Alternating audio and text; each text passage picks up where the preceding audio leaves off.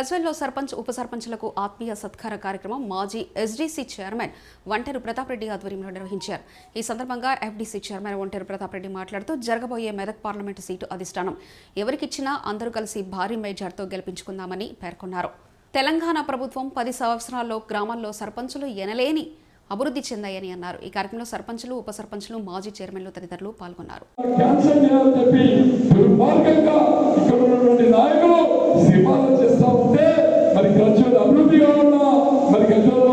రాజకీయం కావాలని చెప్పి మనస్ఫూర్తిగా అడుగుతా ఉన్నా. 7 ఏళ్ళప్పుడు కూడా ఈ నెల రోజుల కాలంలో చాలా మంది మీద కేసులు పెడతా ఉన్నారు, చాలా హరాస్మెంట్ చేస్తా ఉన్నారు, చాలా ఇబ్బందులు పెడతా ఉన్నారు.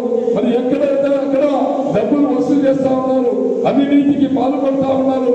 ఎక్కడ ఎవరిని కూడా వదిలిపెట్టకుండా ఎవరి వీక్నెస్ కొట్టి మరి అధికారులను పెట్టుకొని వాళ్ళ మీద గుండాయితం చేసే ప్రయత్నం చేస్తా ఉన్నారు.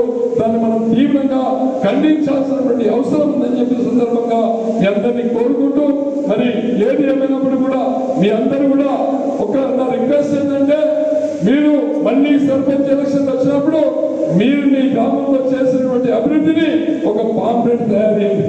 ఒక పాంప్లెట్ తయారు చేసుకొని ప్రతి ఇంటికి పోయి, అమ్మ మేము సర్పంచ్ ఉన్నాం, మేము ఉన్నప్పుడు ఈ రోడ్ వేసినాం, మేము ఉన్నప్పుడు ఈ గ్రామ పంచాయతీ కట్టించాం, మేము ఉన్నప్పుడు ఈ పాఠశాల కట్టించినాం, మేము ఈ డ్రైనేజ్ కట్టినాం, మేము ఈ ట్రాక్టర్ తెచ్చినాం, ఈ గ్రేవీ యార్డ్ కట్టినాం, ఈ డంప్ యార్డ్ కట్టినాం, గ్రామాన్ని శుభ్రంగా ఉంచాలని చెప్పి ప్రతి ఇంటికి పోయి ఓటు హక్కు మీ అందరికీ ఉంది, మన అందరికీ ఉంది.